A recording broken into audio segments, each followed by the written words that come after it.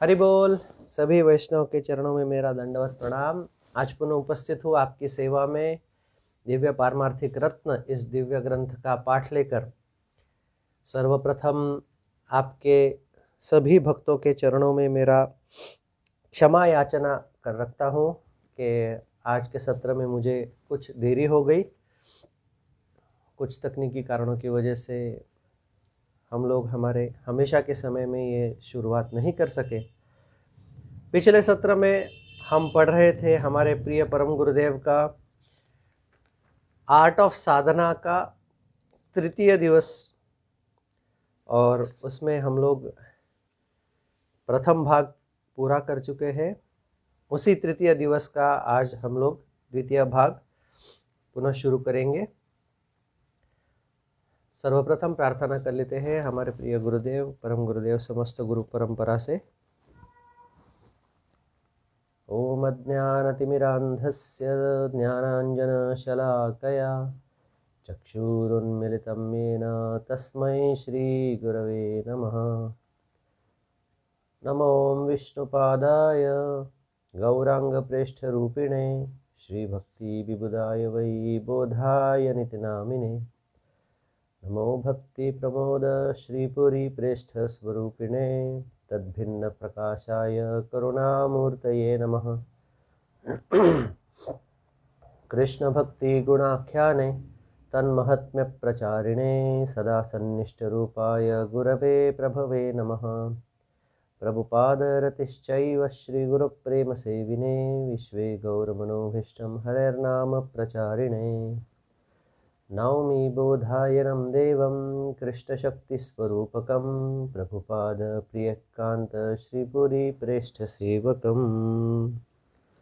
भक्तिप्रमोदाख्य पुरीमुषित्वा भक्तिप्रमोदाख्य पुरीमुपास्य भक्तिप्रमोदाख्य पुरीं प्रणम्य भक्तिप्रमोदां लभते जन वै। गौरकृष्णनामदाता कीर्तनानन्दवर्धनं बहिर्मुखजीवत्राता वन्दे सरस्वतीं प्रभुं। भज श्री कृष्ण चैतन्य प्रभु नित्यानंद श्री अद्वैत गदाधर शिवासादि गौर भक्तवृंद। हरे कृष्ण कृष्ण कृष्ण हरे हरे, हरे राम राम राम हरे हरे।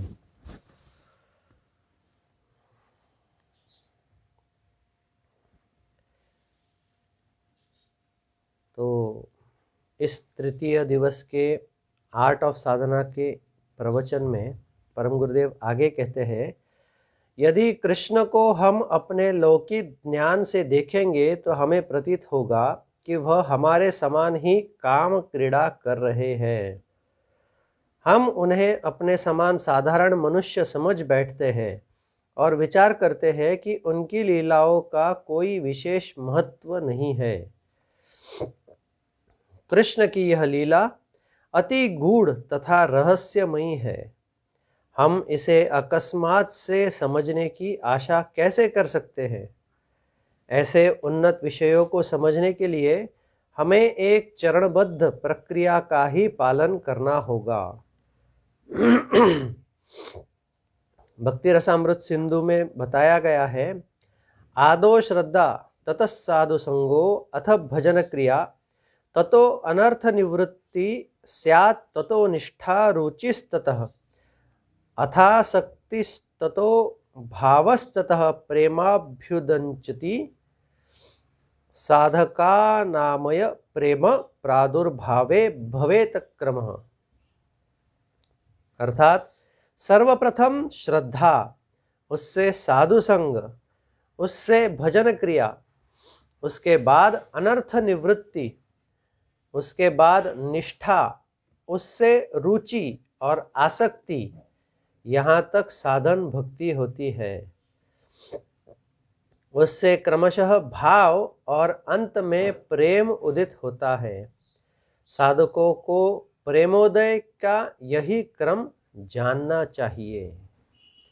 भाव भक्ति प्रगाढ़ होने पर ही प्रेम भक्ति की प्राप्ति होती है, तभी प्रेम की प्राप्ति होती है। यदि कोई मानता है कि इस क्रम का पालन किए बिना ही वह रासलीला को समझ लेगा, तो समझो कि वह वृक्ष को खींच खींच कर बड़ा करना चाह रहा है। माधुर्य रस में सभी रसों का समावेश है। माधुर्य रस का नृत्य लौकिक प्रेमी युगल के सामान्य नृत्य की भांति नहीं है।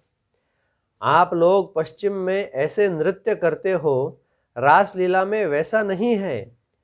अप्राकृत जगत में प्रेमी प्रेमिका का एक दूसरे के प्रति प्रगाढ़ प्रेम उत्पन्न होने पर उनमें दिव्य आनंद उदित होता है, तब वह नृत्य करते हैं। किंतु आजकल क्रमबद्ध प्रक्रिया का पालन करने के स्थान पर शिष्य कुछ और ही कर रहे हैं। जब गुरु शिष्य को जपमाला देते हुए हरिनाम जप करने की आज्ञा देते हैं, तो शिष्य कहता है, मेरे लिए जपमाला का क्या उपयोग है, मैं तो सीधे मंजरी भजन करूंगा। यह अनाधिकार चर्चा है। महाप्रभु ने हरिनाम में अत्यधिक शक्ति निहित की है। महाप्रभु ने अपने प्रत्येक वक्तव्य में हरिनाम पर ही बल दिया है। शिक्षाष्टकम में उनके कथन एवं आचरण से उन्होंने हमें बहुत सतर्क रहने को कहा है। महाप्रभु गुप्त लीलाओं की चर्चा गंभीरा में स्वरूप दामोदर और रामानंद राय के साथ गुप्त रूप से ही किया करते थे। उन्होंने सार्वजनिक रूप से ऐसे विषयों पर कभी कुछ नहीं कहा। राधा कुंड श्रीमती राधा रानी से अभिन्न है, किंतु मेरी मनोदशा उस स्तर तक कैसे पहुंच सकती है? राधा रानी के भक्तों को राधा कुंड पर उनकी कृष्ण के साथ लीलाओं का दर्शन होता है, किंतु हमें क्या दिखलाई देता है? हमें अपने जड़ नेत्रों से यह सब सांसारिक क्रिया के समान ही प्रतीत होता है। यदि मैं हरिनाम के प्रति पूर्णतः शरणागत नहीं हूँ, यदि मुझ पर हरिनाम की कृपा नहीं है, तो मैं कभी भी काम रूपी शत्रु पर विजय प्राप्त नहीं कर सकूंगा और मुझे दिव्य काम सांसारिक काम से अधिक कुछ नहीं दिखेगा। मैं कभी भी कृष्ण प्रेम का आस्वादन नहीं कर सकूंगा। इसलिए सभी सावधान रहो। हरिनाम और भागवत भक्ति में किसी प्रकार की आलस्य मत करो। हरिनाम से सर्वसिद्धि होती है। यह हैते सर्वसिद्धि हैबे अपार हैबे सबार।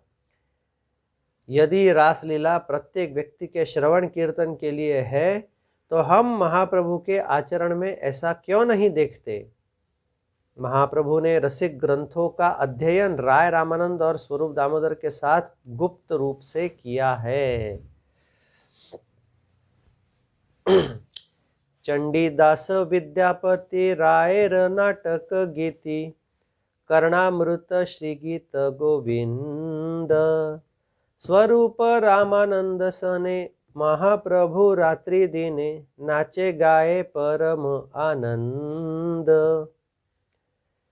श्री चैतन्य महाप्रभु परम आनंद पूर्वक दिवस रात्रि कृष्ण कर्णामृत चंडीदास विद्यापति राय रामानंद के द्वारा लिखित नाटक और कवि जयदेव के द्वारा लिखित श्री गीत गोविंद की पदावलियों का स्वरूप दामोदर तथा राय रामानंद के साथ नृत्य तथा गान करते थे। श्रीमद् भागवतम के दशम स्कंद में वर्णित रासलीला परम शिरोमणि कृष्ण लीला है। शिक्षाष्टकम में कहा गया है, नयनम गलदश्रुधारया वदनम गद्गदरुद्धया गिरा पुलकैर्निचितं वपु कदा तव नाम ग्रहणेर्भविष्यति। श्रील भक्ति विनोद ठाकुर ने शिक्षाष्टकम के इस श्लोक के विषय में लिखा है, अपराध फले मम चित्त भेल वज्र सम तुया नामे ना लभे विकार। हताश हैया हरि तव नाम उच्च करी, बड़ दुखे डाकी बार बार। दीन दयामय करुणा निदान, भाव बिंदु देई राखह पराण।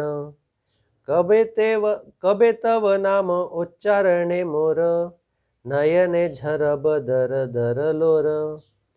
गद गद स्वर कंठ उपजब, मुखे बल आध आध बहिराब। अपराधों के कारण मेरा हृदय वज्र के समान कठोर हो गया है, इसलिए आपके नामों को ग्रहण करते समय कोई विकार उत्पन्न नहीं होता। हताश होकर मैं उच्च स्वर से नाम कर रहा हूँ और दुखी होकर आपको बार बार पुकार रहा हूँ। आप दीनों के प्रति दयामय एवं करुणा निदान है। कृपया मुझे भाव की एक बूंद देकर मेरे प्राणों की रक्षा कीजिए। वह शुभ दिन मुझे कब प्राप्त होगा जब आपका नामोच्चारण करते करते मेरी आंखों से आंसू बहने लगेंगे। मेरा गला रूंध जाएगा और मुख से रुक रुक कर आवाज निकलेगी। मेरा सारा शरीर पुलकित हो उठेगा। इस प्रकार श्रील भक्तिविनोद ठाकुर सभी भावों का वर्णन कर रहे हैं। भक्ति रसामृत सिंधु में भाव अवस्था के 9 लक्षणों का वर्णन किया गया है। शांतिर अव्यर्थ कालत्वम, विरक्तिर मानशून्यता, आशाबंध समुत्कंठा, नाम गाने सदा रुचि, आसक्तिस्तद गुणाख्याने, प्रीतिस्तद वसति स्थले इत्यादयो अनुभवाः स्युर्जात भावांकुरे जने। शांति अर्थात क्षमा, अव्यर्थ कालत्वम अर्थात समय व्यर्थ न जाए ऐसा प्रयत्न, विरक्ति अर्थात कृष्ण संबंध विहीन अन्य वस्तुओं के प्रति वैराग्य, मान शून्यता अर्थात सम्मान प्राप्त करने का कारण रहने पर भी मानहीन होना, आशाबंध, समुत्कंठा सर्वदा कृष्ण नाम गान में रुचि, कृष्ण के गुणों के वर्णन में आसक्ति, कृष्ण के वास स्थान जैसे वृंदावन में प्रीति, इस प्रकार सभी अनुभव भावांकुर के उत्पन्न होने पर मनुष्य के स्वभाव में लक्षित होते हैं। आज की चर्चा का मुख्य विषय श्रीमद् भागवतम है। व्यास देव ने देखा कि सतयुग में धर्म के चारों सिद्धांत सत्य, दया, तप एवं शौच पूर्ण रूप से विद्यमान थे, इसलिए ध्यान योग भागवत आराधना का साधन था। समय के साथ धर्म का एक सिद्धांत तप लुप्त हो गया। यह त्रेता युग था जिसमें रामचंद्र ने अवतार लिया था। इस युग में लोग यज्ञ के साथ भगवत आराधना करने लगे। अब आप विचार कीजिए कि यज्ञ के लिए क्या क्या चाहिए। यज्ञ के लिए सर्वप्रथम तो 4 प्रकार के पुजारियों, होता और अधवर्यु, उद्गाता और ब्रह्म की आवश्यकता है। पुनः इन प्रत्येक पुजारी को 3-3 सहायक पुजारियों की आवश्यकता होती है, अर्थात 4 मुख्य पुजारी और 12 सहायक पुजारी हो गए। फिर इसके लिए पति पत्नी की यजमान के रूप में आवश्यकता होती है। इस प्रकार यज्ञ करने के लिए कुल 18 व्यक्तियों की आवश्यकता होती है। पुजारी का कार्य केवल यह देखना होता था कि मंत्र उच्चारण में किसी प्रकार की त्रुटि नहीं हो। मंत्र उच्चारण 3 प्रकार के होते थे, उदात्त, अनुदात्त, स्वरित। एक भी उच्चारण में त्रुटि हो जाने से मंत्र का संपूर्ण अर्थ परिवर्तित हो जाता है। अगला युग द्वापर युग था, जिसमें धर्म के 2 सिद्धांत तप और शौच का लोप हो गया। केवल दया और सत्य ही बचे थे। इस युग में भगवान की पूजा विग्रह अर्चन के द्वारा की जाती थी। अब कलयुग में 3 सिद्धांत तप, शौच एवं दया लुप्त हो चुके हैं। केवल सत्य निष्ठा ही शेष है, किंतु इसे भी निरंतर आघात पहुंचाया जा रहा है। श्रीमद् भागवतम में इसका वर्णन एक कथा के माध्यम से किया गया है। एक समय धर्म राजा परीक्षित के राज्य में बैल का रूप धारण करके धर्म राजा परीक्षित के राज्य में बैल का रूप धारण करके आ पहुंचा। बैल के रूप में धर्म सत्य रूपी एक चरण पर खड़ा हुआ था। पृथ्वी माता बैल के समीप ही गाय के रूप में खड़ी होकर अत्यंत दुखी हो रही थी। जब परीक्षित महाराज वहां आए तो उन्होंने देखा कि कली एक राजा के वेश में उन पर प्रहार कर रहा था और धर्म का यानी बैल धर्म रूपी का अंतिम चरण तोड़ने का प्रयास कर रहा था। व्यास देव ने यह सब द्वापर युग के अंत में होते हुए देखा और वह चिंतित हो गए।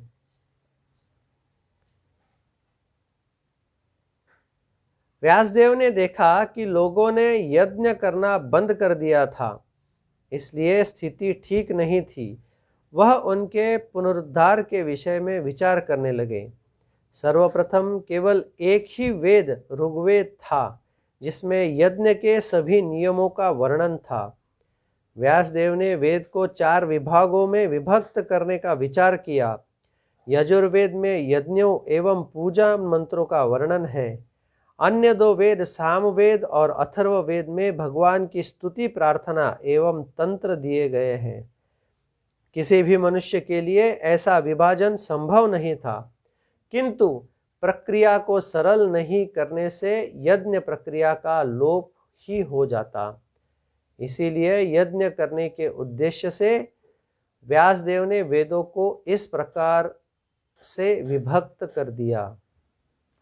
तत्पश्चात वेदों का अर्थ समझने के लिए उन्होंने इतिहास पुराणों की रचना की, इसलिए उन्हें पंचम वेद भी कहा जाता है। उग्रश्रवा श्रुत ने कहा है, ऋग्वेद के पैल सामवेद के विद्वान जैमिनी एवं यजुर्वेद के विद्वान वैशंपायन हुए। अथर्ववेद में प्रवीण हुए सुमंतु मुनि इतिहास और पुराणों के विद्वान मेरे पिता रोमहर्षण थे। सुमंतु मुनि को दारुण मुनि भी कहा जाता था, क्योंकि वह सभी तंत्रों के ज्ञाता थे, इसलिए लोग उनसे भय करते थे। वह मंत्रों के द्वारा लोगों को वश में कर सकते थे और उनका वध भी कर सकते थे। आप सब रोमहर्षण के विषय में जानते हैं, जो 60,000 ऋषियों को भागवत कथा सुनाने के लिए व्यासासन पर बैठे थे। बलराम जी नैमिषारण्य में आए और जब रोमहर्षण ने अहंकार के कारण उनका सम्मान नहीं किया तो उन्होंने उसे दंडित किया। नारद मुनि ने व्यासदेव से कहा, यह सत्य है कि आपने इन सभी शास्त्रों की रचना की है, किंतु फिर भी आपके मन में संतोष नहीं है। अब मैं आपको इसका कारण बताता हूं। भवतानुदित प्रायम यशो भगवतो अमलम, क्योंकि आपने भगवान की महिमा का गुणगान नहीं किया है। यथा धर्मद्यश्चार्था मुनिवर्यानुकीर्तितः न तथा वासुदेवस्य महिमा ह्यनुवर्णितः। आपने जिस प्रकार से मनुष्य जीवन के धर्म, अर्थ, काम, मोक्ष आदि 4 पुरुषार्थों का वर्णन किया है, वैसा वर्णन आपने भगवान की महिमा का नहीं किया। इसलिए आपको हृदय में शांति का अनुभव नहीं हुआ है। इस प्रकार नारद मुनि ने व्यासदेव को बहुत सी बातें बतलाई। उन्होंने बतलाया कि भागवत कथा के बिना सभी बातें व्यर्थ है। भगवान ने हमें वाणी दी है, यदि हम इसका उपयोग उनके गुणगान में नहीं करते तो यह व्यर्थ ही है। व्यासदेव ने भक्ति की प्रधानता का निरूपण नहीं किया था। नारद जी ने पुनः कहा, जुगुप्सितम धर्म कृते अनुशासतः स्वभाव रक्तस्य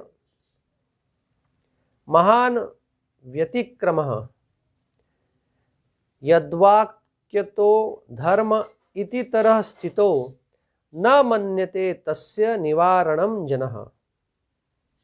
आपने सांसारिक विषयों में निमग्न लोगों को निर्देश देने में भूल कर दी है।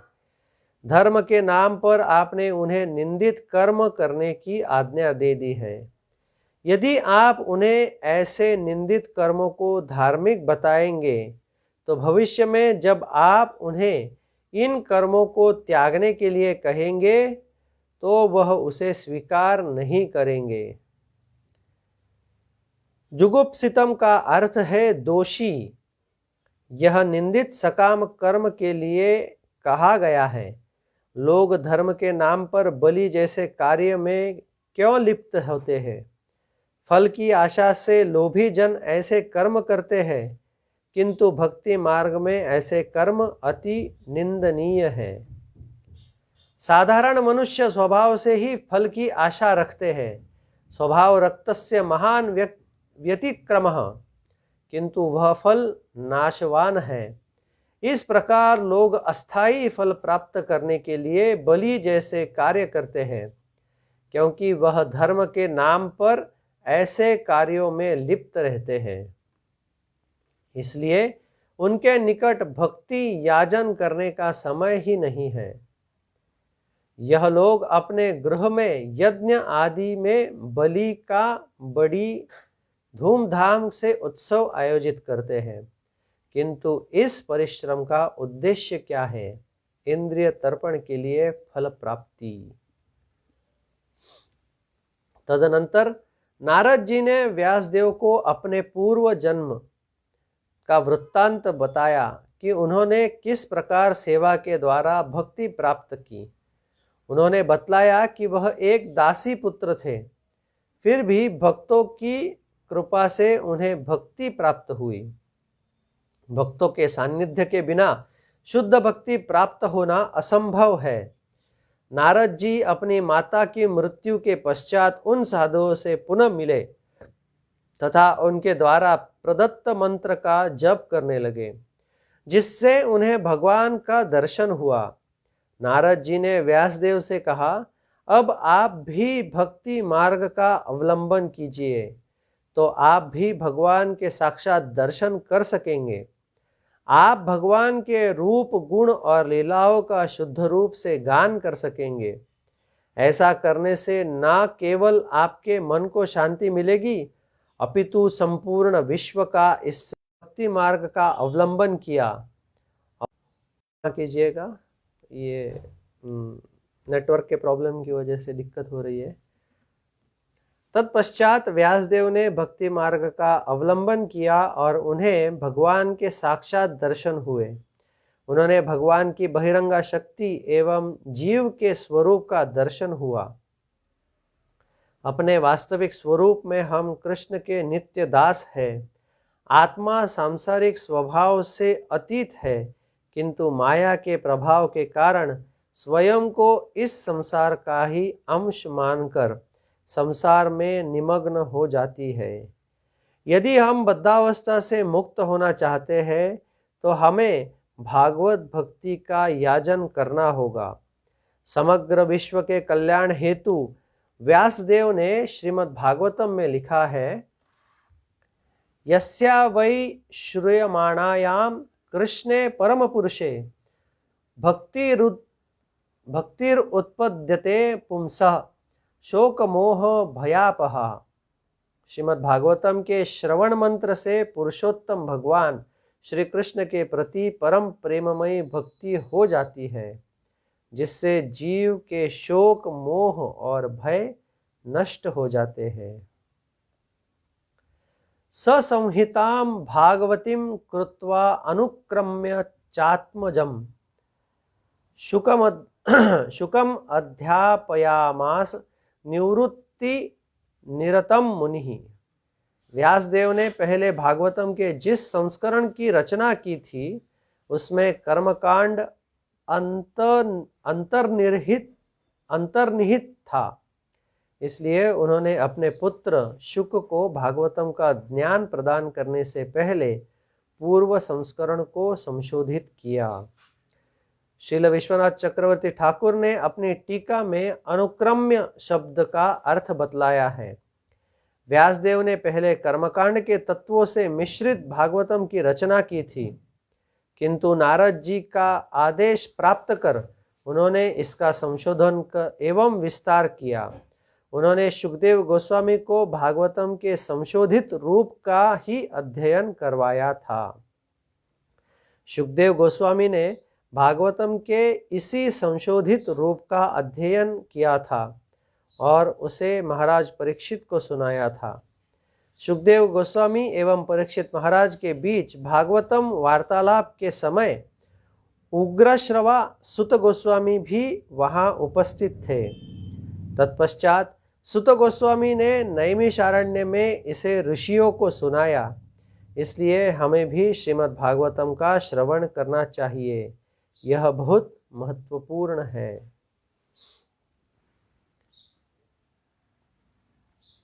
समस्त वेद, वेदांत, इतिहास, पुराण एवं पंचरात्र श्रीमद् भागवतम में समाहित है। यह सभी शास्त्रों का सार है। भागवतम के बिना हम कभी भी भागवत ज्ञान के जगत में प्रवेश नहीं कर सकते। इसीलिए महाप्रभु ने भागवतम को शास्त्रों में प्रमाण शिरोमणि कहा है। उनके सभी निजजनों की धार्मिक रचनाएं श्रीमद् भागवतम पर ही आधारित है। श्रीमद् भागवतम तथा महाप्रभु की शिक्षाएं एक ही है। मैं आशा करता हूं कि आप सब षड गोस्वामियों के ग्रंथों का अध्ययन करेंगे। उनके अध्ययन से आपको शुद्ध भक्ति का ज्ञान हो जाएगा। इससे सभी का कल्याण होगा, अन्यथा हमारा वृंदावन वास व्यर्थ चला जाएगा। इसलिए यह बहुत महत्वपूर्ण है कि आप सदैव श्रीमद् भागवतम का अध्ययन एवं श्रवण करें। आगे कुछ प्रश्नोत्तरी है, वो भी हम लोग पढ़ लेंगे। एक भक्त ने प्रश्न पूछा, रास लीला श्रवण की इच्छा एक बद्ध जीव तथा शुद्ध जीव दोनों में ही होती है। बद्ध जीव इसे अनैतिक भाव से और शुद्ध जीव इसे भक्ति भाव से सुनना चाहता है, किंतु भक्ति भाव की ओर जाना बहुत कठिन है। इसलिए मेरा प्रश्न है कि एक भक्त किस प्रकार सुनिश्चित करे कि रास लीला का अध्ययन करते समय उसका भाव अनैतिकता की ओर नहीं जाए। श्रील गुरुदेव ने उत्तर दिया, श्रील भक्ति विनोद ठाकुर ने कहा है, इष्ट विकसी पुनः देखाय निज रूप गुण, चित्त हरि लय कृष्ण पाश, पूर्ण विकसित हन व्रजे मोरे जाय लना, देखाय निज स्वरूप। नाम प्रभु निज रूप गुण का दर्शन करवाते हैं। वह मेरे चित्त का हरण कर कृष्ण के समीप ले जाते हैं, और जब नाम प्रभु पूर्ण रूप से प्रकट हो जाते हैं तो मुझे ब्रज में ले जाते हैं और निज स्वरूप विलास यानी नित्य लीला में मेरी सेवा से परिचय करवाते हैं। श्रीमद् भागवतम में भी ऐसा ही कहा गया है, नष्ट प्रायेषु भद्रेषु नित्यं भागवत सेवया, भगवत्य उत्तम श्लोके भक्तिर्भवती नैष्टिकी। जब श्रीमद् भागवतम अथवा भगवत भक्तों के निरंतर सेवन से अशुभ वासनाएं नष्ट हो जाती है, तब पवित्र कीर्ति भगवान श्री कृष्ण के प्रति नैष्ठिक भक्ति की प्राप्ति होती है। निष्ठापूर्वक सेवा करने से कृष्ण भक्ति प्राप्त होती है। निष्ठा का अर्थ है निरंतर, बिना भटके। भागवतम में आगे कहा गया है, तदा रजस्तमोद्भावः कामलोभदयश्च ये चेत एतेरनाविध्वं स्थितं सत्त्वे प्रसीदति। नैष्टिक भक्ति की अवस्था प्राप्त हो जाने पर प्रकृति के रजोगुण और तमोगुण के भाव, काम और लोभ आदि भक्त के हृदय से लुप्त हो जाते हैं। इस प्रकार सतोगुण में स्थित होकर भक्त प्रसन्नता का अनुभव करता है। हरिनाम की आराधना बाल क्रीड़ा नहीं है। महाप्रभु ने नाम भजन को ही प्रमुखता दी है।